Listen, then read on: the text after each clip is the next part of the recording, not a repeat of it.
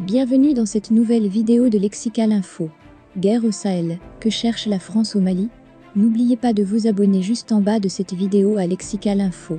Dans une célèbre fable attribuée à un non moins célèbre auteur français, il est dit « Rien ne sert de courir, il faut partir à point ». Fermez les guillemets. Au lieu de s'en inspirer, les autorités françaises courent dans tous les sens pour imposer au peuple malien sa conduite.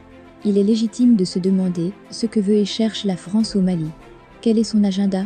Après avoir vainement tenté, depuis la colonisation, la partition du Mali, et après l'échec de la création de l'État du Sahara, avec en toile de fond une idéologie teintée de racisme, la France eut de subterfuges pour recoloniser le continent. Cette attitude est loin des réalités historiques et sociologiques de l'espace sahélo-saharien.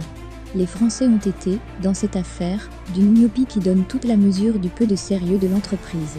Après 8 années d'intervention et d'occupation du Nord, la France décide unilatéralement de quitter cette partie du territoire. Serait-elle parvenue à constituer un embryon d'État à Kidal? Comme le soupçonnent des observateurs. Se serait-elle rendu compte du caractère utopique de son projet? Pressentant l'échec du projet, le pays du président Macron mettra tout en œuvre pour faire plier les colonels et les amener à organiser, dans la précipitation, des élections pour que des civils plus malléables arrivent au pouvoir. Devant le refus, la France met à contribution les chefs d'État de la CEDEAO et l'UMOA. Ils obtempéreront et imposeront des sanctions au Mali en dépit du caractère illégal de ces dernières. Ces présidents, incapables de solidarité avec pays frères, sont aussi amnésiques. À qui, par exemple, Nana Akufo-Addo doit-il la présidence et la stabilité du Ghana? À un militaire. On se rappelle qu'en juin 1979, le capitaine Jerry Rawlings renverse sa Champon. Après 3 mois, il organise des élections pluralistes.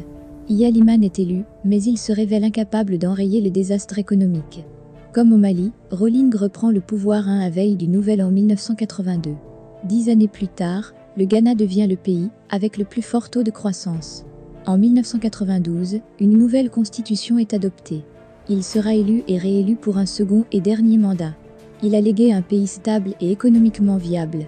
Le président actuel l'a-t-il déjà oublié? Au Niger, le président Bazoum ne doit-il pas sa présidence à un capitaine de l'armée? 3 jours seulement après le sommet d'Accra, qui a accouché des sanctions, la France, encore elle, propose une résolution au Conseil de sécurité des Nations Unies, dans le cadre des sanctions de la CEDEAO. Le Ghana présentera la résolution. La France voulait le vernis des Nations Unies, comme ce fut le cas de la Libye. Après la forfaiture, le cachet des Nations Unies. Mais là, la Russie et la Chine s'opposent.